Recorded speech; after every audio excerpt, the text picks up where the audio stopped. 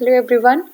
तो नेक्स्ट हमारा क्वेश्चन है, नीचे दिए गए कथन है, असर्शन और रीजन है, क्या उसमें सही है कौन सा गलत है ये हमें बताना है। देखिए, भारत में न्यायिक पुनर्निरीक्षण का जो क्षेत्र है वो सीमित है। नेक्स्ट हमारा है, भारतीय संविधान में कुछ उधार की वस्तुएं हैं। ठीक है, तो क्या है ये? देखिए बी हो जाएगा हमारा, यानी कि ए आर दोनों सही है लेकिन एक दूसरे का स्पष्टीकरण नहीं है आर। ठीक है, आर ए का स्पष्टीकरण नहीं है। जो पुनर्निरीक्षण है, न्यायिक पुनर्निरीक्षण, वो सीमित है, बिल्कुल सही बात है। और कुछ चीज़ें हमने दूसरों से ली है। हमारा संविधान इसीलिए बहुत बल्कि जो है बहुत ही भारी संविधान जो है कहा जाता है, इसको एलिफेंटाइन संविधान कहा जाता है, मतलब बहुत ही बड़ा संविधान है, क्योंकि हमने बहुत सारी चीज़ें बाहर से ली हैं और देशों से देखी हैं, सीखी हैं। ठीक है, देखिए भारत में न्यायिक पुनर्निरीक्षण का जो क्षेत्र है वो सीमित है। केशवानंद भारती मामले में 1973 के बाद सर्वोच्च न्यायालय द्वारा मूल ढांचे की अवधारणा के तहत, ठीक है, मूल ढांचे की अवधारणा के तहत किसी भी मामले का पुनर्निरीक्षण किया जा सकता है। इस प्रकार कथन ए सत्य है, यानी कि मूल ढांचे की जो अवधारणा है उसके तहत किसी भी मामले का पुनर्निरीक्षण किया जा सकता है। ठीक है, इस प्रकार कथन ए हमारा सत्य। दूसरा क्या है कि भारतीय संविधान में अन्य देशों की संविधानों से विभिन्न प्रावधानों की अवधारणा ली गई है और इसलिए हमारा आर भी सही है। ठीक है, तो लेकिन दोनों जो है, आर जो है वो एक ही सही व्याख्या नहीं करता। ठीक है, कोई भी संविधान संशोधन कानून भारतीय जो सर्वोच्च न्यायालय द्वारा असंवैधानिक घोषित किया जा सकता है यदि वह क्या है, हाँ, यदि वह विधि के समक्ष जनता के अधिकार को भाग 3 से हटाकर संविधान में अन्यत्र कहीं रखता है। ठीक है, यदि वह समता के अधिकार को, है ना, राइट टू इक्वलिटी के अधिकार को भाग 3 से हटाकर कहीं और रख दे तो उसको क्या कहते हैं, संविधान जो है, ये जो संविधान है वो क्या है, वो क्या कर सकते हैं, वो उसको सुप्रीम कोर्ट उसको असंवैधानिक घोषित कर सकता है। ठीक है, तो देखिए, कोई भी संविधान संशोधन कानून भारतीय सर्वोच्च न्यायालय द्वारा असंवैधानिक, कोई भी जो है कॉन्स्टिट्यूशन अमेंडमेंट भारत के संविधान जो हमारी सुप्रीम कोर्ट है उसके द्वारा असंवैधानिक घोषित किया जा सकता है यदि वह विधि के समक्ष समानता के अधिकार को भाग 3 से हटाकर संविधान में अन्यत्र कहीं रख देता है। क्योंकि भाग 3 का अनुच्छेद 13(2) का यह उल्लेख करता है कि राज्य किसी भी या कोई भी विधि नहीं बना सकती जो इस भाग में दिए गए अधिकार को छीनती हो। ठीक है, भाग 3 में दिया गया कोई भी अधिकार अगर छीन रहा है तो ऐसा जो है विधि कोई भी राज्य नहीं बना सकता, या कम से कम जो है छीनती हो या कम करती हो, या तो छीन रही हो या तो कम कर रही हो, तो ऐसे विधि को शून्य घोषित कर दिया जाएगा सुप्रीम कोर्ट के द्वारा। अब हमारा भारतीय संविधान में न्यायिक पुनरावलोकन का आधार क्या है, वो है विधि का शासन। विधि का शासन न्यायिक पुनरावलोकन का आधार है। भारतीय संविधान के अनुच्छेद 13, 32, 131 से 136, 41, 141, 143, 226, 227, 245, 246 और 372 के तहत न्यायिक पुनरावलोकन की व्यवस्था निहित है। और जो न्यायिक पुनरावलोकन है उसके उनका अधिकार विधि के शासन को बनाए रखना, क्या है, विधि के शासन को बनाए रखना और विधि की सर्वोच्चता को स्थापित करना। ठीक है, नेक्स्ट हमारा संविधान की व्याख्या करने का अंतिम अधिकार किसको है, तो अंतिम अधिकार सर्वोच्च न्यायालय को है। संविधान की व्याख्या करने का अंतिम अधिकार सर्वोच्च न्यायालय को है। सर्वोच्च न्यायालय जो है संविधान का संरक्षण घोषित किया गया है। भारतीय संविधान का संरक्षक कौन है आपको पता है, सर्वोच्च न्यायालय है। ठीक है, भारतीय संविधान का संरक्षक कौन है, ये सेम क्वेश्चन है, सर्वोच्च न्यायालय है। किसको भारतीय संविधान का कस्टोडियन या अभिरक्षक, संरक्षक अभिरक्षक एक ही बात है, किसको कस्टोडियन माना जाता है, तो कौन है कस्टोडियन आपको पता है। कस्टोडियन फिर से हमारा जो है भारत का सुप्रीम कोर्ट, उच्चतम न्यायालय। अब देखिए, भारतीय संविधान का अभिभावकत्व, ये भी इम्पोर्टेंट है। अभिभावकत्व किसके पास है, अभिभावक तो समझ रहे हैं ना, बच्चों के अभिभावक होते हैं, तो वो किसके पास है, वो संविधान के पास है। तो हमारे जो है जो भारतीय संविधान का जो अभिभावक है वो कौन है, सर्वोच्च न्यायालय है। ठीक है, तो अभिभावकत्व सर्वोच्च न्यायालय के पास है। संविधान के अनुच्छेद 132, 133, 228, 132, 133, 228 में संविधान की व्याख्या करने का अंतिम अधिकार सर्वोच्च न्यायालय को है। अब फिर से कथन दिए, हमें सही बताना है। देखिए, केंद्रीय कानूनों का संवैधानिक वैधता के संबंध में भारत के सर्वोच्च न्यायालय की अन्य अधिकारिता है। अगर केंद्रीय जो है कोई कानून है उसकी संवैधानिकता है कि नहीं है, उसका अधिकार भारत के सर्वोच्च न्यायालय को है। दूसरा है सर्वोच्च न्यायालय भारतीय संविधान का संरक्षक है। तो ठीक है, बिल्कुल सही बात है। जो है ए जो है हमारा गलत हो गया और आर सही हो गया। ठीक है ना, तो आर हमारा सही, क्योंकि भारत का न्यायालय है वो जो है भारतीय संविधान का संरक्षक है, बिल्कुल सही बात है। लेकिन केंद्रीय कानून का संवैधानिक वैधता के संबंध में जो भारत के सर्वोच्च न्यायालय की अन्य अधिकारिता है। देखिए इसमें क्या है, अब ये एक गलत हो जा रहा है। देखिए भारत का सर्वोच्च न्यायालय भारतीय संविधान का प्रहरी है और संरक्षक है। यद्यपि जो अगर कोई केंद्रीय सेंट्रल कोई कानून है उसकी वैधानिकता के संदर्भ में सर्वोच्च न्यायालय के साथ साथ उच्च न्यायालय, सिर्फ सर्वोच्च न्यायालय तो है ही, लेकिन उच्च न्यायालय को भी अधिकारिता प्राप्त है। यहाँ पे क्या है, सिर्फ जो है ऐसा कुछ लिखा था कि सर्वोच्च न्यायालय की अन्य अधिकारिता है, ऐसा नहीं है। अधिकारिता तो बिल्कुल है, लेकिन सर्वोच्च न्यायालय के साथ साथ उच्च न्यायालय की भी अधिकारिता है सेंट्रल लॉज के जो है सब्जेक्ट में। ठीक है, सर्वोच्च न्यायालय की तरह उच्च न्यायालय भी संसद अथवा राज्य विधानमंडल द्वारा अधिनियमित किसी कानून की वैधता का परीक्षण कर सकते हैं तथा संविधान के उपबंधों के अनुसार न होने पर, अगर उपबंधों के अनुसार नहीं है तो उसे जो है संवैधानिक भी घोषित कर दिया जा सकता है। हालांकि उच्च न्यायालय के निर्णय के विरुद्ध सर्वोच्च न्यायालय में अपील की जा सकती है।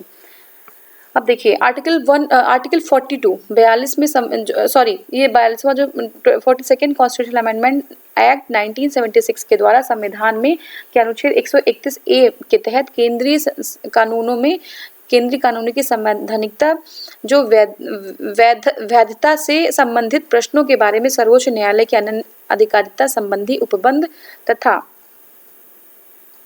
226 ए के अंतर्गत अनुच्छेद 226 के अधीन उच्च न्यायालय की कार्यवाहियों में केंद्रीय विधियों की वैधता पर विचार न किए जाने के संबंध में उपबंध किए गए हैं। 43वें संविधान संशोधन द्वारा 1977 द्वारा इन्हें निरस्त कर दिया गया है और आयोग इस प्रश्न का उत्तर जो है ए माना गया है, जो उचित नहीं है। मतलब क्या है कि इसको निरस्त करने के बाद जो आंसर जो ए माना गया है वो उचित नहीं है, तो आंसर तो डी है ना। ठीक है, ये निरस्त करने के पहले की बात बता रहे हैं। ठीक है, अब नेक्स्ट हमारा क्वेश्चन है उच्चतम न्यायालय से कानूनी मामले पर किसको परामर्श लेने का अधिकार है, तो किसको है, राष्ट्रपति को है। ठीक है, राष्ट्रपति जो है 143 के अंतर्गत जो है आर्टिकल 143 के अंतर्गत सुप्रीम कोर्ट से जो है सलाह मशवरा ले सकती है। किसके लिए, अगर कोई कानून का सब्जेक्ट उसमें इन्वॉल्व होता है। ठीक है, अनुच्छेद 143 के तहत भारत की जो है राष्ट्रपति को विधि या तथ्य के जो है व्यापक महत्व के संदर्भ में उच्चतम न्यायालय से परामर्श लेने की जो है क्या है, उनके पास शक्ति प्रदान है। उच्चतम न्यायालय तथा उच्च न्यायालय के न्यायाधीशों की नियुक्ति तथा स्थानांतरण के लिए परामर्श के संबंध में राष्ट्रपति ने उच्चतम न्यायालय को एक अभिदेशन दिया है। कौन सा दिया है, ये है आपका बी, खंड 1 अनुच्छेद 143। ठीक है, 143 मतलब उच्चतम न्यायालय और उच्च न्यायालय के न्यायाधीशों की नियुक्ति तथा स्थानांतरण के संदर्भ में जो है वो जो प्रक्रिया है उसके संबंध में राष्ट्रपति ने उच्चतम न्यायालय को एक अभिदेशन दिया है। तो ये किसके अंतर्गत है, खंड 1 अनुच्छेद 143 के। ठीक है, सेम क्वेश्चन है, विधायी शक्तियों की संसदीय सूची में समाविष्ट किसी विषय के संबंध में भारत के उच्चतम न्यायालय के अधिकार क्षेत्र को बढ़ाने का अधिकार किसको है, संसद को है। ठीक है, संसद ही बढ़ा सकता है, तो ये है संसद। ठीक है, अनुच्छेद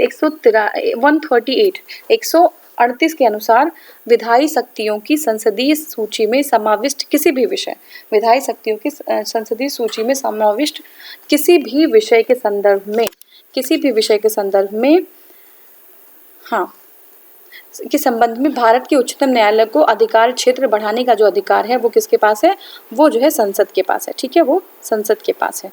ठीक है, तो ये हो गया हमारा। नेक्स्ट हमारा है भारत के सर्वोच्च न्यायालय का अधिकार क्षेत्र किसके द्वारा बढ़ाया जा सकता है, संसद के द्वारा। सेम क्वेश्चन है।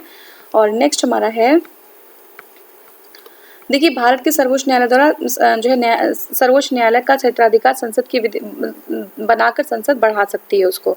ठीक है, अनुच्छेद 138 के अनुसार जो है संसद विधि के द्वारा सर्वोच्च न्यायालय को अतिरिक्त अधिकारिता और शक्तियां प्रदान करती है। उच्चतम न्यायालय की परामर्शी अधिकारिता के विषय में निम्नलिखित कथनों में कौन सा सही है। उच्चतम न्यायालय की परामर्शी अधिकारिता के विषय में कौन सा सही है, तो ये हमारा है 2 और 3। देखते हैं 2 और 3 क्या है। तो देखिए 2 है परामर्शी अधिकारिता की शक्ति के अधीन प्राप्त किसी निर्देश पर उच्चतम न्यायालय की पूर्ण जो है पीठ सुनवाई करती है। ठीक है, शक्ति की अधीन प्राप्त किसी निर्देश पर, परामर्शता अधिकारिता की शक्ति के अधीन प्राप्त किसी निर्देश पर उच्चतम न्यायालय की जो है पूर्ण पीठ सुनवाई करती है। ठीक है, और थर्ड हमारा है परामर्शी अधिकारिता के अधीन प्राप्त निर्देश पर व्यक्त किया हुआ उच्चतम न्यायालय का मत सरकार पर बाध्यकारी नहीं होगा। ठीक है, अगर कोई भी मत व्यक्त करते हैं तो ऐसा नहीं है कि वो सरकार पर बाध्यकारी हो, तो ये दोनों ही सही है। देखिए आर्टिकल 143 के अनुसार, 143 के अनुसार, आर्टिकल 143 के अनुसार जो राष्ट्रपति सर्वोच्च न्यायालय से दो प्रकार के विषयों पर सलाह मांग सकते हैं। पहला क्या, लोक महत्व के विषय पर जो है विधि बनाने के संबंधित जो है बातें, और दूसरा है किसी पूर्ण संवैधानिक संधि पे, पहले ऐसी संवैधानिक संधि जो पहले हो चुकी हो उसके समझौते या अन्य समकक्षीय विषयों पर। ठीक है, दो तरीके से वो मांग सकते हैं। प्रथम मामले में परामर्श देना सर्वोच्च न्यायालय के लिए बाध्यकारी नहीं है। पहले मामले में अगर विधि बनाने के मामले में किसी में तो वो बाध्यकारी नहीं है, लेकिन दूसरा मामला जो पूर्ण संवैधानिक संधि के बारे में है उस पर परामर्श देना जो है, परामर्श अवश्य देते हैं। परामर्शी अधिकारिता की शक्ति के अधीन प्राप्त निर्देश पर सुनवाई सदस्य की पूरी पीठ करती है। न्यायालय द्वारा दिया गया परामर्श सरकार पर बाध्यकारी होता भी नहीं है, लेकिन दूसरा जो है उसको जो है दूसरे में जहाँ पे पूर्ण संवैधानिकता संधि की बात होती है वहाँ पे न्यायालय को परामर्श अवश्य देता है न्यायालय। ठीक है, लेकिन वो बाध्यकारी नहीं होता है। यह आवश्यक नहीं है कि एक बार में केवल एक ही परामर्श हेतु संदेश भेजे जाएं। ठीक है, तो एक बार में केवल एक ही नहीं, दो भी भेजे जा सकते हैं। भारत के सर्वोच्च न्यायालय का परामर्शदात्री अधिकार से प्रयुक्त होता है कि वह क्या है, वह जो है सार्वजनिक महत्व या कानूनी तथ्यात्मक मामलों में राष्ट्रपति को परामर्श दे सकते हैं, बिल्कुल दे सकते हैं। नेक्स्ट है, भारत की उच्चतम न्यायालय कानूनी या तथ्य के मामले में राष्ट्रपति को परामर्श देती है। किसकी पहल पे, जब वह ऐसा परामर्श के लिए कहते हैं, राष्ट्रपति कोई परामर्श मांगते हैं तब वो परामर्श देते हैं। अनुच्छेद 143(1) के अनुसार भारत का उच्चतम न्यायालय कानून या तथ्य के मामले में राष्ट्रपति को परामर्श देते हैं जब राष्ट्रपति उनसे ऐसे परामर्श के लिए कहते हैं। नेक्स्ट हमारा है, संविधान के अंतर्गत उच्चतम न्यायालय से विधि के प्रश्न पर राय लेने का अधिकार किसको है, तो विधि के प्रश्न पर राय लेने का अधिकार सुप्रीम कोर्ट से जो है राष्ट्रपति ले सकते हैं। ठीक है, नेक्स्ट क्वेश्चन है, निम्नलिखित कथनों पर विचार करिए। भारत का उच्चतम न्यायालय भारत के राष्ट्रपति को विधि अथवा तथ्यों के विषय में सलाह देते हैं। स्वप्रेरणा से किसी जो है कोई सलाह मांगता है तब यदि केवल यदि विषय नागरिकों के मूल अधिकारों से संबंधित है। तो देखिए दूसरा सिर्फ दो, यदि जो है ऐसी कोई सलाह मांगता है तब वो जो है अपनी सलाह देंगे। गुजरात में विधानसभा के चुनाव 2002 में स्थगित करने के चुनाव आयोग के निर्णय की अधिमान्यता पर उच्चतम न्यायालय की राय जानने के लिए राष्ट्रपति ने उच्चतम न्यायालय से अनुरोध किया, और जो भारतीय संविधान का कौन सा अनुच्छेद के अंतर्गत किया, तो आपको पता है कि 143 के अंतर्गत किया। ठीक है,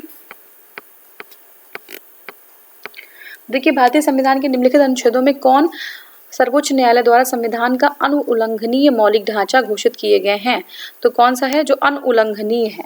ठीक है, आर्टिकल 26, आर्टिकल 226, आर्टिकल 227, आर्टिकल 225। तो ये जो है आपका 1, 2, 3 आर्टिकल जो है हमारा 32, 226 और 227 ये अनुउल्लंघनीय है। तो आर्टिकल 32 और 226 क्रम से सर्वोच्च न्यायालय और उच्च न्यायालय की रिट अधिकारिता है, रिट जारी करते हैं सुप्रीम कोर्ट 32 में और जो है हाई कोर्ट 226 में।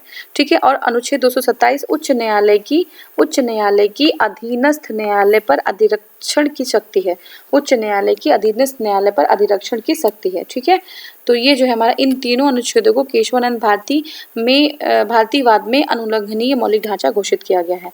ठीक है, ये हो गया हमारा भारतीय संविधान के अनुच्छेद 32, यानी कि संवैधानिक उपचारों के अधिकार के तहत सर्वोच्च न्यायालय भारतीय नागरिकों के मौलिक अधिकारों की सुरक्षा करता है। देखिए सर्वोच्च न्यायालय में, सर्वोच्च जो न्यायालय है उसमें न्यायाधीश नियुक्त होने के लिए व्यक्ति को कम से कम कितने वर्ष उच्च न्यायालय का एडवोकेट होना चाहिए, तो कम से कम 10 वर्ष। ठीक है, फिर से समझिए, उच्च न्यायालय में न्यायाधीश नियुक्त होने के लिए, उच्च न्यायालय में न्यायाधीश नियुक्त होने के लिए कम से कम कितने वर्ष उच्च न्यायालय का एडवोकेट होना चाहिए, तो 10 वर्ष का हमने देखा था नोट्स में। ठीक है, संविधान के अनुच्छेद 142 के अंतर्गत उच्चतम न्यायालय के न्यायाधीश की नियुक्ति होती है। उच्चतम न्यायालय का प्रत्येक न्यायाधीश राष्ट्रपति के द्वारा नियुक्त किया जाता है। राष्ट्रपति उच्चतम न्यायालय के या उच्च न्यायालय में किसी भी न्यायाधीश की नियुक्ति भारत के चीफ जस्टिस ऑफ इंडिया की राय पर करेंगे। आर्टिकल 124 आर्टिकल 124(3) के अनुसार उच्चतम न्यायालय में न्यायाधीशों की नियुक्ति के लिए निम्नलिखित योग्यताएं होनी चाहिए। पहला क्या, पहला तो ये वो भारत का नागरिक होना चाहिए। दूसरा क्या, एक या एक से अधिक उच्च न्यायालय में कम से कम 5 वर्ष तक न्यायाधीश रहे हों। तीसरा क्या है, ये एक या एक से अधिक जो है उच्चतम, एक या एक से अधिक उच्चतम न्यायालय में कम से कम 10 वर्ष तक अधिवक्ता रहे हों। ठीक है, 10 वर्ष तक, या फिर वह राष्ट्रपति की नज़र में ऐसा जो है राष्ट्रपति की राय में पारंगत विधिवेत्ता हो। ठीक है, तो ये 4 जो है उनकी। नेक्स्ट हमारा, हाल में सुप्रीम कोर्ट के निम्नलिखित न्यायाधीशों में से कौन इससे पहले किसी उच्च न्यायालय का न्यायाधीश नहीं रहा है। सुप्रीम कोर्ट के निम्नलिखित न्यायाधीशों में से कौन इसके पहले किसी उच्च न्यायालय का न्यायाधीश नहीं रहा है। ठीक है, तो देखिए ये जो है एल नागेश्वर राव नहीं रहे हैं, वाई डी चंद्रचूड़ रहे हैं, डी वाई चंद्रचूड़ रहे हैं, ए एम खानविलकर भी हैं और अशोक भूषण भी है। देखिए 13 मई 2016 को सर्वोच्च न्यायालय में 4 न्यायाधीशों की नियुक्ति हुई और ये जो है न्यायमूर्ति डी वाई चंद्रचूड़, न्यायमूर्ति ए एम खानविलकर और न्यायमूर्ति अशोक भूषण एवं न्यायमूर्ति एल नागेश्वर राव। इसमें एल नागेश्वर राव सर्वोच्च न्यायालय के न्यायाधीश बनने के पहले किसी उच्च न्यायालय में न्यायाधीश नहीं थे, बाकी सारे लोग थे। देखिए, मैं भारत के संविधान के प्रति सच्चा विश्वास और सच्ची निष्ठा रखूंगा, भारत की प्रभुता और अखंडता को बनाए रखूंगा, अपने पद के कर्तव्यों का निर्वहन करूंगा और संविधान और कानून की रक्षा करूंगा। ये शपथ कौन लेता है? ये लेते हैं हमारे भारत के मुख्य न्यायाधीश, भारत के चीफ जस्टिस ऑफ इंडिया। ठीक है, तो ये जो है जो शपथ है संविधान के अनुसूची 3 के तहत, ये इम्पोर्टेंट है। शपथ जो हमारे संविधान का जो आपका अनुसूची 3 है उसके अंतर्गत आता है। संविधान के अनुसूची 3 के अंतर्गत जो है शपथ आएगा। और हाँ ठीक है, उसके तहत उच्चतम न्यायालय के न्यायाधीश और भारत के नियंत्रक और महालेखा परीक्षक द्वारा ली गई शपथ है। ठीक है, तो अनुसूची 3 के अंतर्गत उच्चतम न्यायालय के न्यायाधीश और भारत के नियंत्रक और महालेखा परीक्षक के द्वारा ली गई शपथ है। ठीक है, अब देखिए निम्नलिखित में से कौन से मामले में उच्च न्यायालय और उच्चतम न्यायालय की अधिकारिता में आते हैं। कौन से जो है मामले उच्च न्यायालय और उच्चतम न्यायालय की अधिकारिता में आते हैं, तो ये मूल अधिकारों का प्रवर्तन। ठीक है, वो जो है आर्टिकल 32 और 226 जो है ये आते हैं और इसके लिए जो है रिट जारी कर सकता है हाई कोर्ट और सुप्रीम कोर्ट। कौन सा? प्रत्यक्षीकरण, परमादेश, प्रतिषेध, उत्प्रेषण और अधिकार परीक्षा, ये रिट होता है। हम आगे रिट भी पढ़ेंगे। ठीक है, अब नेक्स्ट हमारा है देश के किसी भी न्यायालय में चल रहे वाद को अन्यत्र भेजने का अधिकार किसके पास है? ये सर्वोच्च न्यायालय के पास है। ठीक है, देखिए किसी भी न्यायालय में चल रहे वाद की सुनवाई अन्य किसी स्थान पर किए जाने का निर्देश सर्वोच्च न्यायालय के पास 139 का में है। हाल ही में उच्चतम न्यायालय के प्रवासी पंचायत निर्धारण अधिनियम 1983 में संविधान के किस अनुच्छेद के अंतर्गत केंद्र के पावन कर्तव्य के उल्लंघन पर असंवैधानिक घोषित किस अनुच्छेद के अंतर्गत केंद्र के पावन कर्तव्य के उल्लंघन पर असंवैधानिक घोषित किया गया? तो ये आर्टिकल 355 है। एक्सप्लेनेशन देखते हैं। देखिए, उच्चतम न्यायालय ने 13 जुलाई 2005 में अपने एक फैसले के तहत प्रवासी पंचायत निर्धारण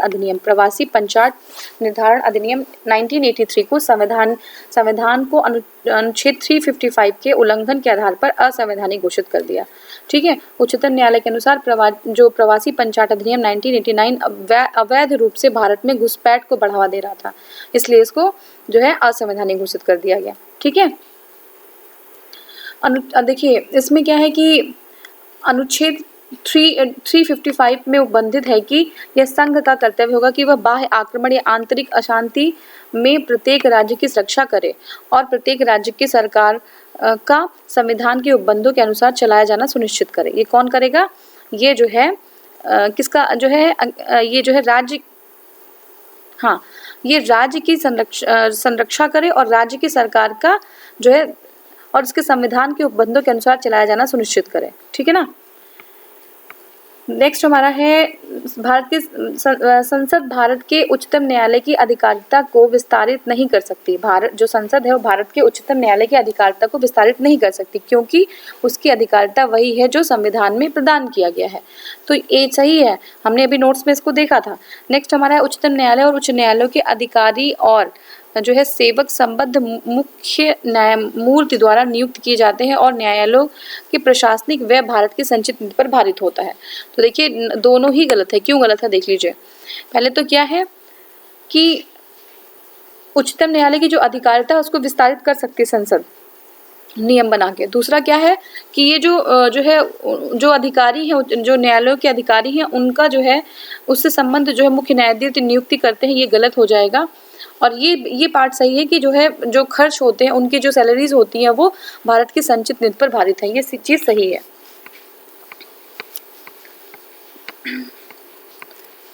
देखिए संविधान के अनुच्छेद 138 के तहत संविधान विधि बनाकर उच्चतम न्यायालय की संघ सूची से संबंध में अतिरिक्त अधिकारिता को विस्तारित कर सकता है। ठीक है, तो एक गलत हो गया हमारा। दूसरा क्या है, उच्चतम न्यायालय का प्रशासनिक व्यय भारत की संचित निधि पर भारित है और उच्च न्यायालय का प्रशासनिक व्यय जो है राज्य की संचित निधि पर भारित है, तो इसलिए दो भी गलत हो गया हमारा। ठीक है, नेक्स्ट हमारा निम्नलिखित में विचार करना है। क्या है, न्यायमूर्ति वी.आर. कृष्णा अय्यर भारत के मुख्य न्यायमूर्ति थे। न्यायमूर्ति वी.आर. कृष्णा अय्यर भारतीय न्यायिक सेवा में लोकहित याचिका PIL के जनकों में से एक है। ठीक है, तो ये जो हमारा बी है, केवल दो सही है। ये क्या थे, मुख्य न्यायमूर्ति नहीं थे ये, लेकिन जो वी.आर. कृष्ण अय्यर हैं ये न्यायिक सेवा में लोकहित याचिका है PIL के जनकों में से एक है। देखिए न्यायमूर्ति कृष्ण अय्यर 1973 में सर्वोच्च न्यायालय के न्यायाधीश नियुक्त हुए थे। सर्वोच्च न्यायालय के न्यायाधीश नियुक्त हुए थे, भारत के मुख्य न्यायाधीश कभी नहीं रहे। लेकिन जो PN भगवती एवं न्यायमूर्ति अय्यर लोकहित याचिका, कौन कौन, PN भगवती और अय्यर जो है PIL को प्रारंभ करने के लिए जाने जाते हैं। ठीक है, नेक्स्ट हमारा है भारत के संविधान की मूल संरचना बुनियादी ढांचा के सिद्धांत का स्रोत क्या है, ये न्यायिक व्याख्या है। न्यायिक व्याख्या है। ठीक है, केशवानंद भारती बनाम जो है संघ, केशवानंद भारती बनाम संघ में न्यायमूर्ति सीकरी ने संविधान की मूल संरचना की, इसको संविधान की मूल संरचना या बुनियादी ढांचा के सिद्धांत की व्याख्या की, जिसका अनुमोदन मिनर्वा मिल केस के बाद में भी किया गया। ठीक है, तो ये हो गया हमारा।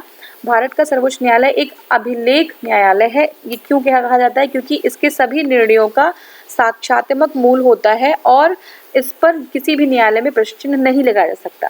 अगर सुप्रीम कोर्ट ने कोई डिसीजन दे दिया तो उस पर किसी और न्यायालय में प्रश्न चिन्ह नहीं लगाया जा सकता और इसका सारा जो जजमेंट होता है उसका कोई साक्ष्यात्मक मूल्य होता है, वो साक्ष्य की तरह पेश किए जा सकते हैं। ठीक है, तो नेक्स्ट हमारा क्वेश्चन है, अच्छा इसको हम एक्सप्लेनेशन देख लेते हैं। आर्टिकल 129 उच्चतम न्यायालय को अभिलेख न्यायालय घोषित करता है। 129 आर्टिकल 129 उच्चतम न्यायालय को अभिलेख न्यायालय घोषित करता है। इसका तात्पर्य क्या है, इसका तात्पर्य ये है कि ऐसे न्यायालय के निर्णय और कार्यवाही जो है लिखित होती है, इनके निर्णय और कार्यवाही लिखित होती है और उन्हें पूर्व निर्णय के रूप में प्रस्तुत करने के लिए सुरक्षित रखा जाता है। मतलब उनको एविडेंस के रूप में उनको जो है समझने के लिए, मतलब जो है एक वो डिग्री हो जाती है, जो उनका जजमेंट होता है एक उसको लिखित कर लिया जाता है। ठीक है, ऐसे न्यायालय को अपनी अवमानना के लिए दंडित करने की शक्ति होती है। अतः अभिलेख न्यायालय का तात्पर्य है कि इसके सभी निर्णयों का साक्ष्यात्मक मूल्य होता है और इस पर किसी भी न्यायालय में प्रश्न नहीं लगाया जा सकता। ठीक है, तो ये हमारा हो गया सही। ठीक है, अब देखिए नेक्स्ट हमारा है भारत के नीचे दिए गए न्यायालयों में से किन्हें अभिलेख न्यायालय माना जा सकता है। तो देखिए उच्च न्यायालय और सर्वोच्च न्यायालय दोनों को ही अभिलेख न्यायालय माना जा सकता है, उच्च न्यायालय और सर्वोच्च न्यायालय। तो देखिए आर्टिकल 129 के तहत उच्चतम न्यायालय, 129 के तहत सुप्रीम कोर्ट और 215 के तहत उच्च न्यायालय को अभिलेख न्यायालय कोर्ट ऑफ रिकॉर्ड का दर्जा दिया गया है। अब देखिए भारत के सर्वोच्च न्यायालय के निर्णय के संबंध में क्या सही है, क्या सही है ये पूछ रहा है। तो देखिए सर्वोच्च न्यायालय को अपने निर्णय को परिवर्तित करने का अधिकार है, बिल्कुल अधिकार है, अपने निर्णय को परिवर्तित कर सकते हैं। तो आर्टिकल 137 के अनुसार सर्वोच्च न्यायालय को अपने द्वारा सुनाए गए निर्णय और निर्णयों या आदेशों का पुनरावलोकन करने की शक्ति है।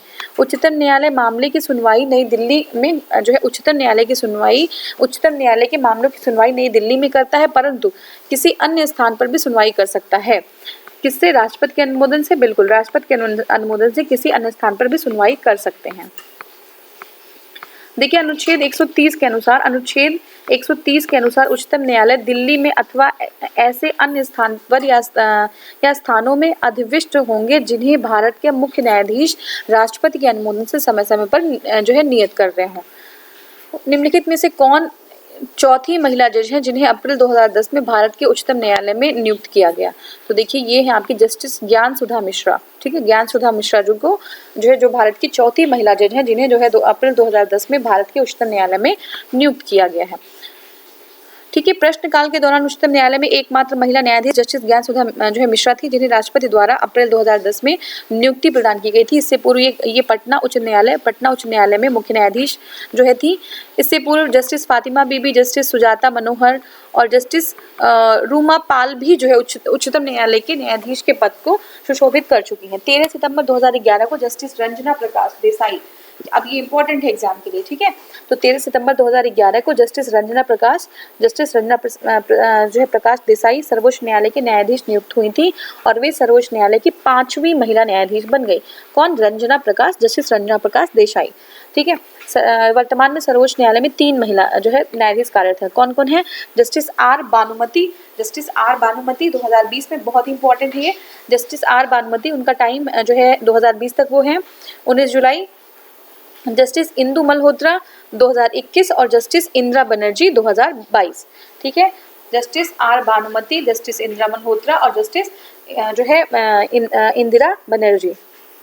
अब देखिए TDSAT के निर्णयों की चुनौती दी जा सकती है, तो ये कहाँ पे? केवल सुप्रीम कोर्ट में। TDSAT क्या है देख लेते हैं। देखिए ये जो है telecom dispute settlement and appellate tribunal, TDSAT की जो स्थापना 1997 में भारतीय दूरसंचार विनियामक प्राधिकरण टेरी द्वारा 2000 में किए गए संशोधन के द्वारा किया गया था। इसका जो है उद्देश्य दूरसंचार के क्षेत्र में किसी भी विवाद जो है उसका न्यायिक समाधान करना है। इसके किसके क्षेत्र में? दूरसंचार के क्षेत्र में। इसके निर्णय के विरुद्ध केवल सुप्रीम कोर्ट में ही अपील की जा सकती है।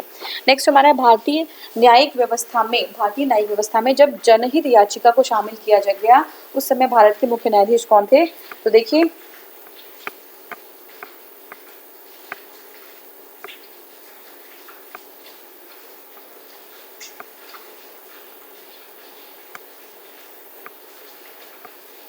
हाँ, उस समय भारत के मुख्य न्यायाधीश कौन थे? तो ये इसमें जो है ये मैं आती हूँ, उसमें थोड़ा सा जूम कर लूँ।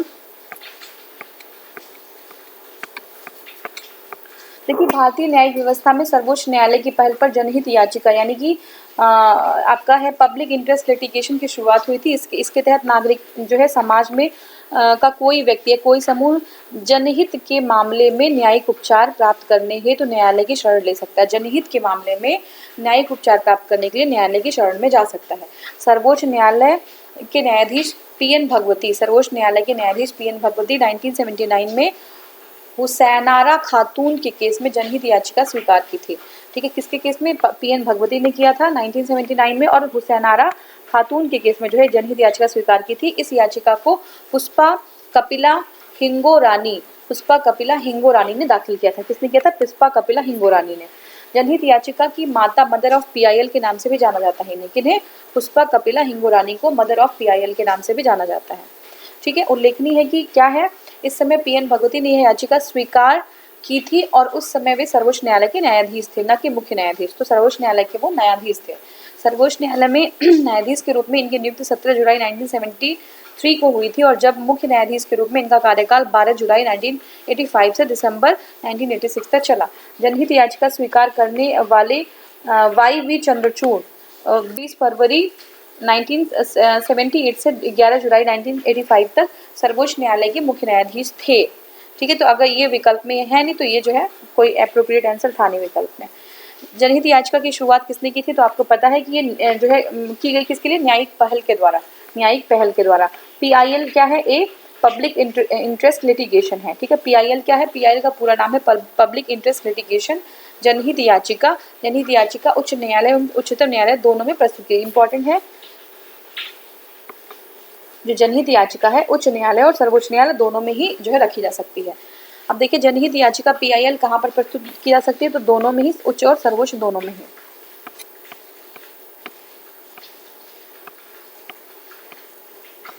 अब देखिए नेक्स्ट क्वेश्चन हमारा है लोकहितवाद मुकदमे की संकल्पना का उद्गम देश है USA।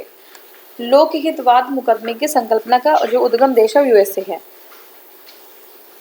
देखिए, लोकहित वाद मुकदमे की संकल्पना यूएसए अमेरिका से हुआ है। जनहित याचिका की अवधारणा की शुरुआत किस देश में हुई थी? तो ये है संयुक्त राष्ट्र अमेरिका। संयुक्त राष्ट्र अमेरिका। भारत में न्यायिक सक्रियता संबंधित है किससे? जनहित याचिका से। न्यायिक सक्रियता किससे संबंधित है? जनहित याचिका से। भारत में न्यायिक सक्रियता यानी जुडिशियल एक्टिविज्म जनहित याचिका पब्लिक इंटरेस्ट लिटिगेशन PIL से संबंधित है। अब देखिए, सितंबर 2003 में न्यायालय के एक निर्णय से भारतीय समाज में महिलाओं की स्थिति प्रतिष्ठित हुई है। वो क्या है? वो आपका है भारत के सर्वोच्च न्यायालय। ठीक है, फिर से देख लीजिए। सितंबर 2003 में न्यायालय के एक निर्णय से भारतीय समाज में महिलाओं की स्थिति प्रतिष्ठित हुई है। वो भारत के सर्वोच्च न्यायालय के 23 सितंबर 2003 में सर्वोच्च न्यायालय ने की जो न्यायमूर्ति हैं जे शाह ने अपनी एक निर्णय में यह अभी निर्धारित किया कि लड़कियों के लिए सरकारी कॉलेज में प्रधानाचार्य के पद पर नियुक्ति हेतु किसी महिला को वरीयता देना जो है भारतीय संविधान के अनुच्छेद 14, 15, 16 में वर्णित समानता के अधिकार का उल्लंघन नहीं है। तो इसलिए जो है नेक्स्ट हमारे किस कानून के अंतर्गत ये विहित है कि भारत के उच्चतम न्यायालय क्या है? भारत के उच्चतम न्यायालय की संपूर्ण कार्यवाही अंग्रेजी भाषा में होगी। तो किस कानून में? भारतीय संशोधन जो भारतीय संविधान अनुच्छेद 348 में है कि जो उच्चतम न्यायालय है उसकी पूरी कार्यवाही अंग्रेजी भाषा में होगी। ये किसमें है? 348। भारतीय संविधान के अनुच्छेद 348 में उच्चतम न्यायालय और उच्च न्यायालय और अधिनियमों, विधेयकों आदि के लिए प्रयोग की जाने वाली भाषा के संबंध में उपबंध किया गया है। इससे स्पष्ट उल्लेख है कि इस भाग में पूर्वगामी उपबंधों में किसी बात को के होते हुए भी जब तक संसद की विधि द्वारा अन्य उपबंध न करें तब तक उच्चतम न्यायालय और प्रत्येक उच्च न्यायालय की सभी कार्यवाही में अंग्रेजी भाषा जो है होगी। उच्चतम न्यायालय में निम्नलिखित में से किस मामले में पाया कि केंद्रीय अन्वेषण शाखा एक पिछड़ा बंद होता है? ठीक है, केंद्रीय अन्वेषण शाखा एक जो है क्या है? पिछड़ा बंद, मतलब पिछड़ा बंद तोता होता है। तो कौन से में आया? ये आपका कोयला आवंटन वाद में आया। उच्चतम न्यायालय ने कोयला आवंटन जो है घोटाला वाद की सुनवाई के दौरान सीबीआई को क्या बोला है? पिछड़ा बंद तोता कहा गया है। सर्वोच्च न्यायालय ने किस जो है वर्ष न्यायाधीशों की नियुक्ति के लिए कॉलेजियम व्यवस्था को अपनाया? तो कॉलेजियम व्यवस्था 1993 में अपनाया गया। ठीक है, सर्वोच्च न्यायालय ने न्यायाधीशों की नियुक्ति के लिए 1993 में कॉलेजियम व्यवस्था को अपनाया। 1993 में अधिवक्ता बनाम भारत संघ मामले में उच्चतम न्यायालय द्वारा न्यायाधीशों की नियुक्ति के लिए कॉलेजियम की स्थापना की गई थी। 1993 में याद रखिए कॉलेजियम की स्थापना की गई थी। किस लिए? उच्चतम न्यायालय तथा द्वारा न्यायाधीशों की नियुक्ति के लिए कॉलेजियम की व्यवस्था की गई थी। तो ये हमारा कंप्लीट हो गया। ठीक है, नेक्स्ट हम जो है राज्यपाल से स्टार्ट करेंगे। ठीक है, राज्यपाल से हमें स्टार्ट करना है नेक्स्ट वीडियो में। तो इस वीडियो के लिए इतना ही। Thank you so much for watching. ठीक है।